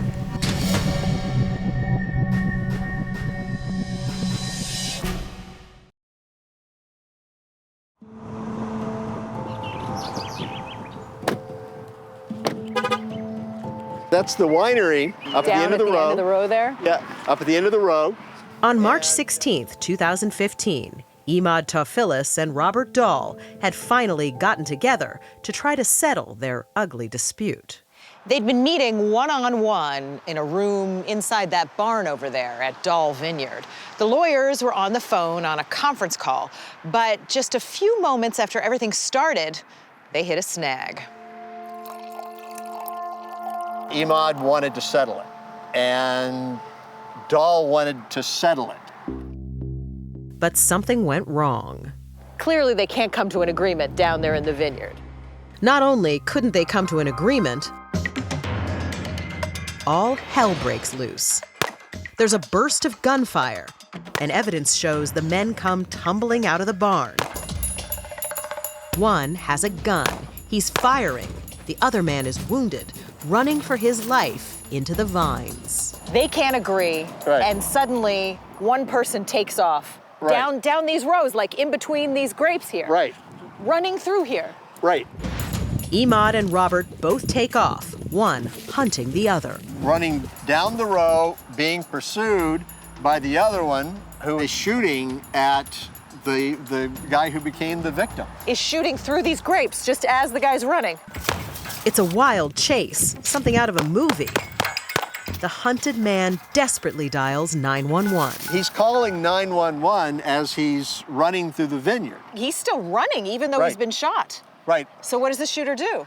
The shooter knows he can't catch the victim, so he goes back to the winery, gets in his car, and drives over,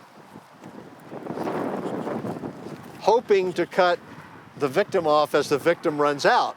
As the victim gets here, he tells 911 that he can see the deputies arriving here. So he's saved. He can see the deputies. And the shooter comes around, gets out of his car, and shoots the victim in the head with a fatal shot as the police cars are arriving. So the shooter gets out, basically stands over the guy? Yes. Delivers the coup de grace. While the sheriff's deputies were right there. The sheriff's deputies were arriving right at this corner. And this is where it all ended. The winery these two men had dreamed of building together. Imad Tawfilis was lying dead on the ground, murdered by Robert Dahl. He knows it's all over. I mean, he knows that no matter what he does, he's been caught. He can't talk his way out of it. So he gets in the vehicle, drives up a terrible road here where there are very few outlets, and as the police are closing in on him, he shoots himself in the head and kills himself. Kills himself. All over. The final bad life choice on a crooked life that's led all the way back to Minnesota. It's hard to say what set Robert Dahl off that day. It certainly seems the crime was premeditated. Dahl had brought a gun, and remember, he was a convicted felon and he wasn't allowed to own one. And at that final meeting, he pulled out a bizarre document that he wanted Tawfilis to sign, a document that seemed almost insane. That was basically a manifesto that Imad was trying to ruin his life. This was supposed to be a confession by Imad that it was all a hoax and it was all his fault. So the idea is Robert pulls out this crazy manifesto and says, sign this. And he pulls out a gun and says, sign this. There was evidence that Dahl may have been ready to kill more people. Duct tape, flex cuffs, a tarp, gloves. And there was ammo, more than 750 rounds. A magnetic gun holder that goes on a car. So you could hide the gun. Yeah. To me, that is a murder kit. I mean, plain and simple. I think he was trying to figure out how to kill the people that had brought him down. And that theory fits what we've discovered here in Napa. In the course of our reporting, so many people told us they too could have been victims. There was Don King, the dirt-digging private eye. Could have been me running through the vineyard. Could have been. Lou Perdue, the dogged wine journalist. I think I was probably number one on his list to kill because I was the guy who blew the whistle and everything. Francine and Greg Knittel, who filed a criminal case against Dahl. My first thought was that could have very easily been Greg. And Imad Tawfilis' attorney, David Weisblood. It certainly could have been me, and I'm sure that it would have been. There was even that prince of the wine country, Dominic Fapoli. You think he would have killed you too? Oh, yeah. Finally, we were left with one more question. This month's wine club shipment includes our... How could Robert Dahl have convinced all these people to believe in him? Robert Dahl was an Academy Award-winning actor when it comes to convincing people to trust him. How did he not get found out? Nobody checked. People like this, they keep Exactly. moving, destroy somebody else's life for their own good, their own benefit. Imad Tawfilis' murder haunts almost everyone he knew in the wine country. You think about this case every day? I do, yeah. 2 years plus. Dominic Fapoli says back when he and Dahl were still partners, he tried to warn Imad. I said, I want to give you a heads up. I'm having all these issues with Robert. You warned him? Yeah, we sat here on this deck and, and talked. How did you hear about what he did? Somebody pulled up their phone and they showed me the article, what had happened. I was just in shock. And immediately, honestly, I started crying, and it was a mix of guilt because I guess I didn't do enough to warn Ahmaud about him. Jonathan Kesselman, the director, felt deeply about Ahmaud. He was a really sweet, kind, generous guy, and I just felt I needed to say that, just so it's on the record. There's some legacy of Ahmaud where, he was remembered. He was a good person. As for Robert Dahl, he may have shown up in Napa with a grand vision. But in the end, he brought his dreams and those of so many around him crashing down. He wanted to be that guy that had a vineyard and had wine with his name on it. He wanted to live the life of the big fish. He was a little fish. This is not your typical wine story. No, it isn't. And one that we don't want to hear about around here again, for sure.